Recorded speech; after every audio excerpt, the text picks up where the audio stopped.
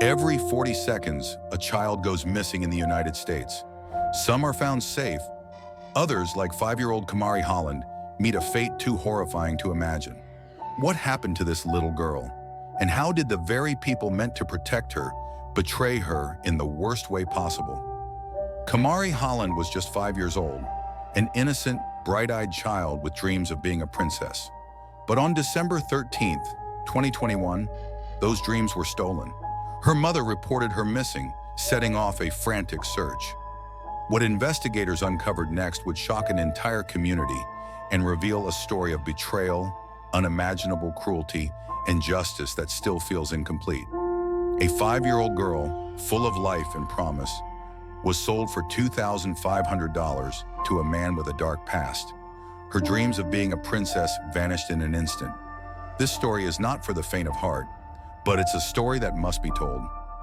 Kamarie Holland was just 5 years old, a child with dreams and innocence that should have been protected by those who were supposed to love her the most. But instead, her mother handed her over to a man whose life was steeped in violence and abuse. In return, she was taken away from the world forever. What happened to Cam is not just a tragedy, it's a betrayal on the most fundamental level. It's a story of a mother who failed her daughter in the worst possible way. It's a story of a man with a criminal history who should never have had access to children. And yet he did, thanks to a system that failed to see the signs until it was too late. Honestly, I wish I didn't have to mention this part again. As we walk through this heart-wrenching case, we'll see it from multiple angles. Through the eyes of the grieving father, the investigators who pieced together the truth, and the disturbing reality of Cam's life before it was cut short. In every story, there are universal emotions we can all understand. The fear for our children, the disbelief that someone close to us could betray us, and the heartbreak when the innocent are taken away too soon. And while this case is unsettling, it's crucial that we face it, because only by acknowledging these horrors can we begin to protect those who cannot protect themselves. Cam's story is one that cannot be ignored. Before we begin, I want to thank you, my amazing viewers and subscribers, for your support. Through your likes, shares, and comments, your engagement helps make these stories more meaningful. If you're new here, be sure to hit that subscribe button and join our growing community of true crime enthusiasts. Now let's get started, shall we? Kamarie Holland was a little girl with a heart full of hope, bright eyes, and a smile that could light up the room. She was 5, and the world was her playground. She wasn't bogged down by the harsh realities of life. Not yet. In her mind, she was a princess, like the ones in the stories she loved. A princess with a future she would never get to see. Kamarie lived with her father, Kamarie Holland, in Phoenix City, Alabama. Kamarie was a devoted father, the kind of dad who would do anything for his kids. He woke up early, made breakfast, helped with homework, and made sure Kamarie felt safe and loved. Kamarie had an unshakable bond with his daughter, one filled with care and protection. He was the steady foundation in Cam's life. Despite the challenges life threw his way, Kamarie did everything he could to be a good parent. It wasn't perfect, but for Kamarie, it was more than enough. She loved spending time with her father, and he made her feel special every single day. Their relationship was strong, built on trust, affection, and an unspoken promise of safety. But then came the weekend when Cam would go to her mother's house. She was excited. She couldn't wait. For a little girl, there was something thrilling about a visit to Mom's house, especially when it meant a break from the everyday routine. Kamarie was hesitant, as he always was, but seeing how happy Kamarie was, he relented. He knew that her mother, Christy, would take care of her. At least that's what he hoped. What Kamarie didn't know, what he couldn't know, was that this visit would be the last time he'd see his little girl alive. The relationship between Cam's parents, Kamarie and Christy, was complicated. It wasn't filled with the love and harmony you'd expect for the sake of their children. It was a relationship marked by tension and strain, a product of too many misunderstandings, broken promises, and unhealed wounds. Kamarie had a deep love for Kamarie, but he also had deep concerns about Christy. Christy had her own struggles, ones that no child should ever have to bear witness to. Her battles with substance abuse were no secret, and they cast a dark shadow over her ability to care for her children. Christy wasn't always there when it mattered most. Her inability to stay clean led to decisions that Corey couldn't understand. For all the love she might have had for her children, it was clear that her addiction had taken precedence in her life. There were moments when Corey would try to talk to Christy about Cam's well-being, about her future, but it felt like Christy wasn't ready to listen. Her struggles with addiction affected not only her relationship with Corey, but also her ability to be the kind of mother Kamarie deserved. Corey worried constantly. He knew Kamarie needed a stable environment, one that Christy couldn't always provide. Despite this, Corey allowed Kamarie to go with Christy that weekend. He saw how happy Kamarie was at the thought of spending time with her mom, and he prayed that things would be different this time. What was meant to be a weekend visit turned into something that no parent should ever have to face, a nightmare. But at the time, all Corey could think of was his daughter's excitement, not the horrific events that would unfold just hours later. It was December 12th, 2021, a Sunday, a day that should have been like any other. But for Corey, it wasn't just another weekend. It was the day he had to make a decision he'd regret for the rest of his life. Christy, Cam's mother, showed up at his door to take their daughter for the weekend. Despite the custody arrangement, something Corey had fought so hard for, Christy still had visitation rights. It was always a delicate balance. Corey knew that Cam's excitement was hard to ignore. His daughter practically bounced up and down with joy when she saw her mother standing at the door. She ran to Christy, wrapping her arms around her with that same innocent enthusiasm Corey had seen 100 times before. Corey felt a weight in his chest, a familiar ache in his heart, as he watched them. Part of him wanted to say no, to hold Cam close and keep her safe. But the other part, his love for her, his desire to see her happy, pulled him in the other direction.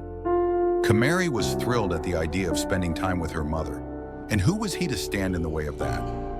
So he let her go. With one last kiss, one final wave, Kamarie was off, excited to see her mom. Corey stood there at the door, watching them leave, the unease creeping back in like a dark shadow. She had allowed into her life, and the more the police uncovered, the more they realized he might have been involved in more than just C's disappearance. Could he have been orchestrating this all along, using Christy to gain access to C?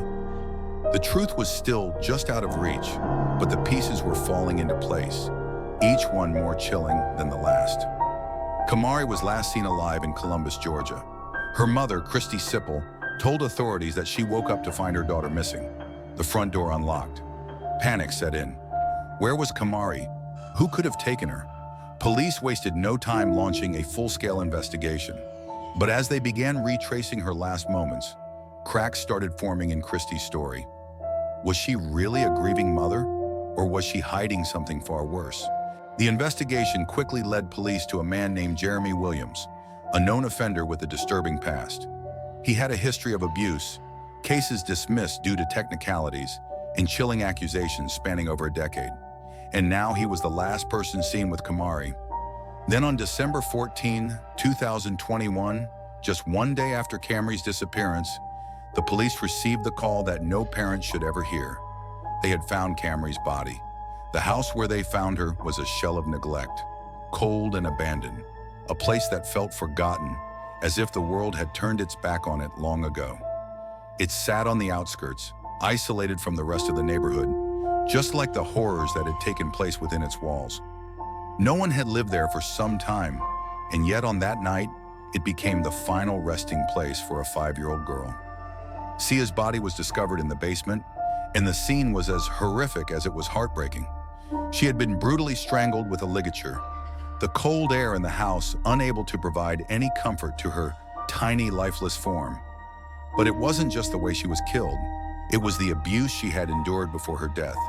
This was a child who had been robbed of everything: her future, her innocence, and most tragically, her safety. For C's father, Corey, the news was a gut punch. To find out that his little girl, the daughter he had fought so hard to protect, had been taken in such a brutal, senseless way, he couldn't comprehend it. The pain was so deep, so raw, that it felt as if his heart had been ripped out. He had trusted Christ. He had trusted that Kamarie would be safe, and now she was gone. The grief, the guilt, the disbelief, it consumed him. and the community too was in shock. Columbus and Phoenix City had been shaken to their core. They had watched Kamarie grow up, seen her run through the streets with that same wide-eyed joy that belonged to all children. Now they had to face the fact that a child they once knew was gone, a child whose life had been stolen away by people who were supposed to protect her. The discovery of C's body marked a turning point in the investigation. It was no longer about finding a missing child. It was about finding justice for a little girl who had been failed by the very people who should have loved her the most. The case was no longer just another tragic loss. It was a call for accountability, for the truth to come out, no matter how dark it might be. Jeremy Williams had been on the run for a few days, but it wasn't long before the authorities closed in. On December 15, 2021, less than 48 hours after C's body was found, Jeremy was tracked to a dingy motel in Phoenix City, Alabama. The Bamboo Motel, a rundown place, the kind of spot you wouldn't want to stay in unless you had nowhere else to go. Jeremy had checked in just hours before, and when law enforcement arrived, they found him there, hiding in plain sight. The capture was almost anticlimactic. There was no grand chase, no frantic escape, just the cold reality that the authorities knew exactly where he was, and it was only a matter of time before they got him. When the officers entered his room, Jeremy didn't try to run. Instead, he seemed resigned, almost as if he knew the inevitable had come.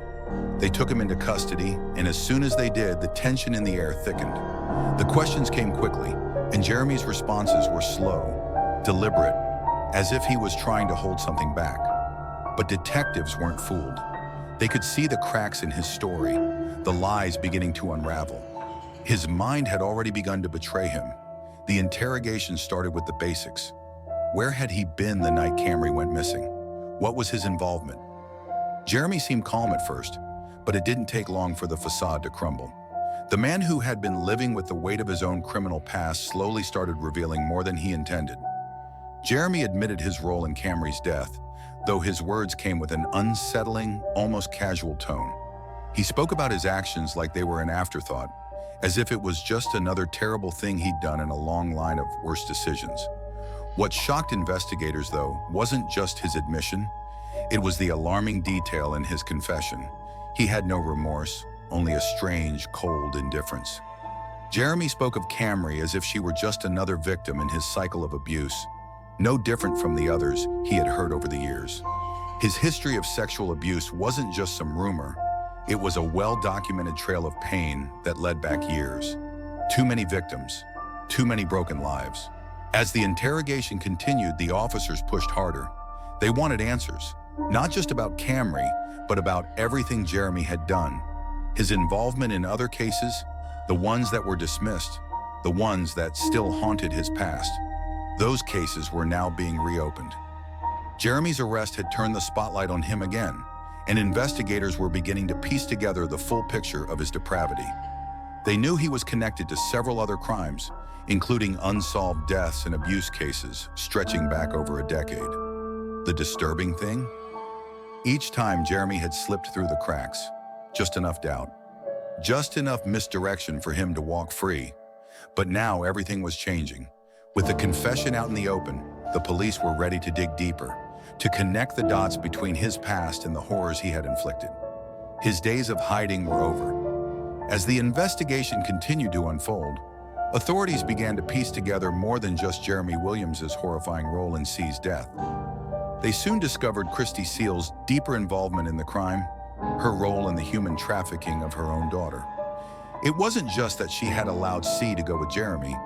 It was that she had actively sold her daughter for money, making a decision that would cost C her life.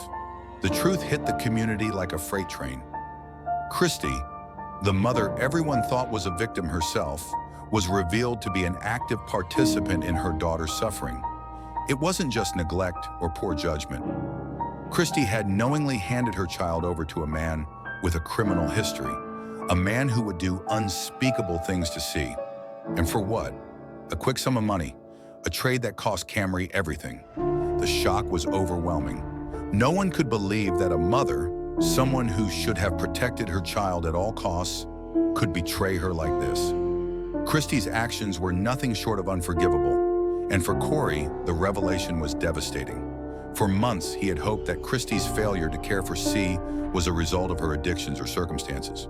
But learning that Christie had been complicit in C's death, the woman who had once promised to love and protect her, was a blow that left Corey reeling. The man who had spent every day trying to protect his daughter now faced the agonizing reality that the very woman he had once trusted had played a direct role in her demise. He was angry, but it was the grief that consumed him. As the case moved to court, the legal fallout started to unfold.